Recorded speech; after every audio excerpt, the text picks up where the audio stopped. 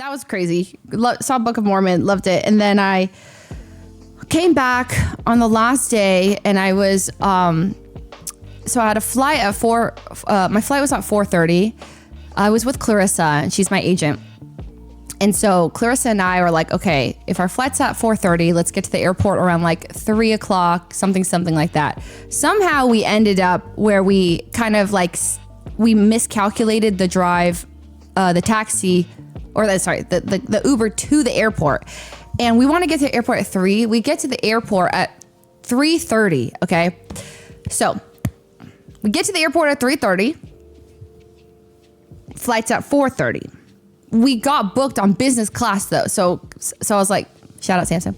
They booked us. So I was like, okay, this is perfect because I figured like a lot of the times if you book business class, they like give you special lines and you can cut things and they like priority this, priority that, right? So we get there. I get off the plane. I get to the security.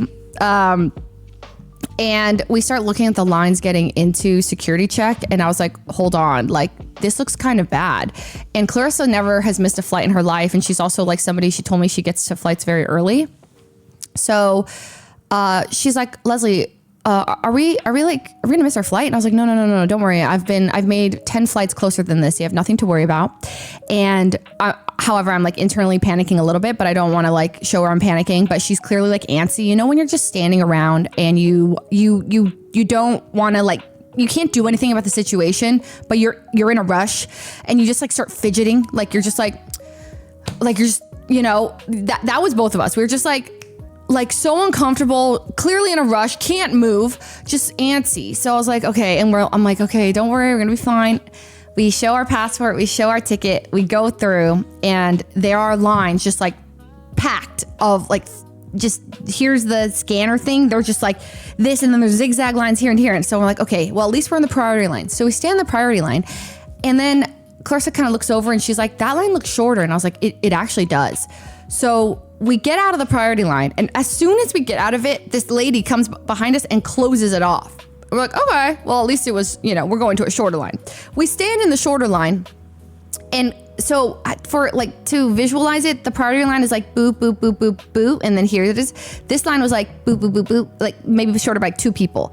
But then when we get into it, we realize that it's not like a boop, boop, boop, boop, boop. It's a do, and then it loops back around, do, do, do, do, do. Like, you know what I mean? Like instead of like, we thought it goes like, did it? But it goes, so we look at each other and we're like, oh, this is like hella long. We just went into a way longer line. So Claire's like, okay, we turn around. We went back to the priority line and we're like, sorry, hi, we were just standing in this line. And the lady goes, is it closed? And I was like, yeah, it's closed, but we were in the line. She's like, yes, maybe you were in it, but is it closed now? And we were like, yes, yes it is, but ma'am, we were just standing in it. She's like, it's closed. She did not F with us. So we were like, understood. So then we go back to our spot in the other line. Like now we've also gotten further in that line. So then Krista looks at me, she's like, Leslie, are we going to miss our flight? And I said, yes, we're going to miss our flight, 100%. So she's like, okay, I'm calling Samsung. So she calls Samsung, or she's like, she starts texting them. She's like, Leslie and I, we're gonna miss our flight back from New York, yada. And I'm like, no. So we're just like we're like thinking of ways we could cut. We're like, okay, maybe we could ask these people, like just beg, like, I'm so sorry, I hate to be that person, but like, we're gonna miss our flight. I'm like running through all the scenarios, how we could save time. About 3 minutes later, Clarissa like looks behind me. She's like, it's open again. So that line we were originally in opened up. Nobody was in it. So she opens it, we go through, the lady kind of like rolls her eyes at us, whatever. We're standing in it. And I was like, okay, it is 3:55. We need to get to the end of security by 4:07 at the latest, because our gate closes at 4:15. But like this line is just not moving. Nothing's moving. So we're just antsy again. Finally, we start moving a bit. It's like 3:58. And I'm like, okay, 3:58. We need to get out of security by 4:07. That's like 9 minutes to get through. Start taking off our shoes, all that stuff, yada, yada. People are just like, yelling. It's just like kind of chaotic. We get through and Clarissa gets through first. I get through second.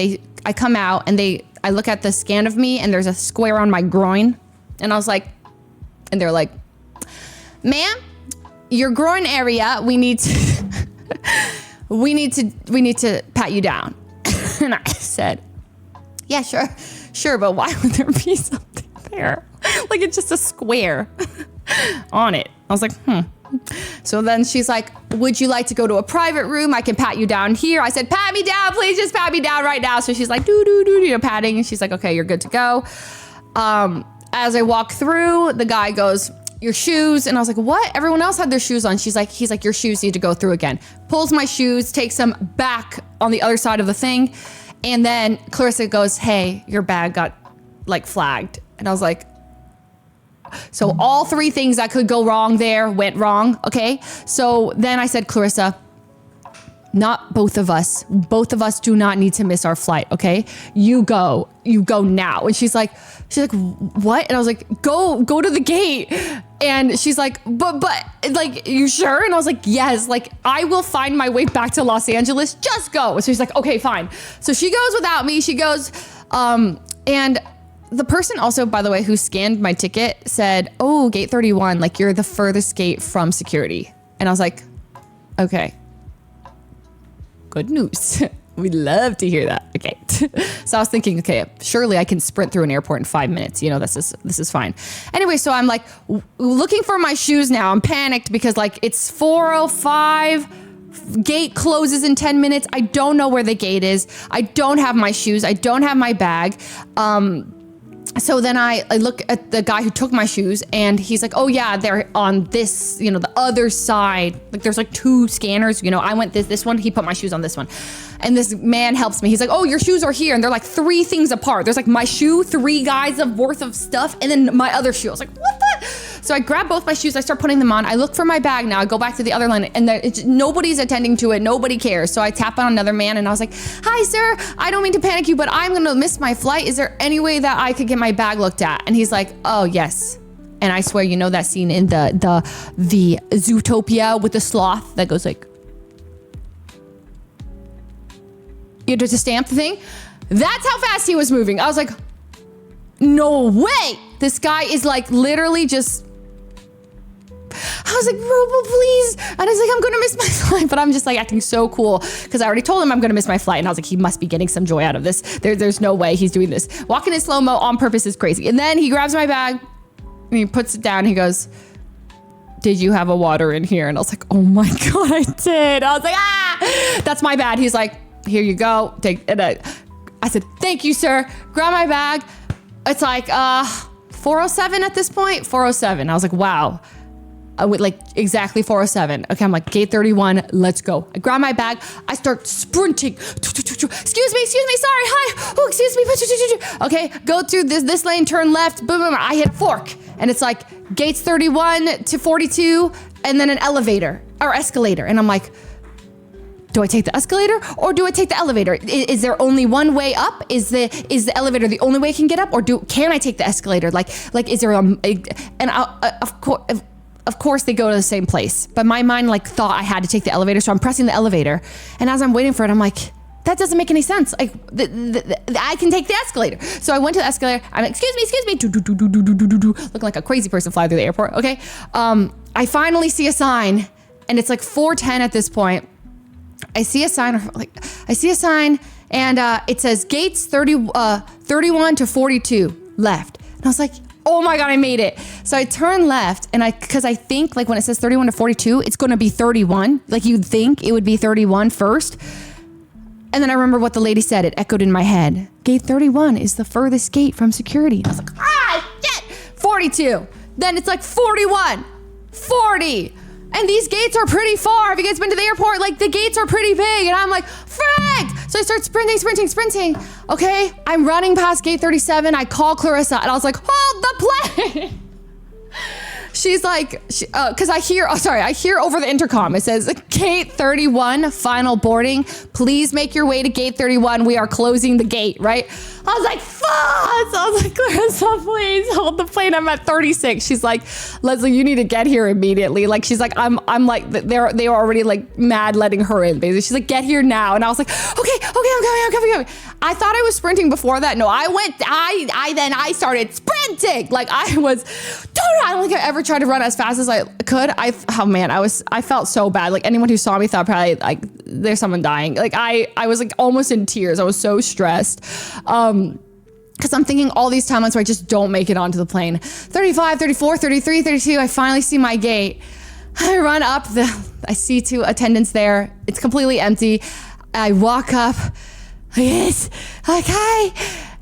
As I'm like, hi.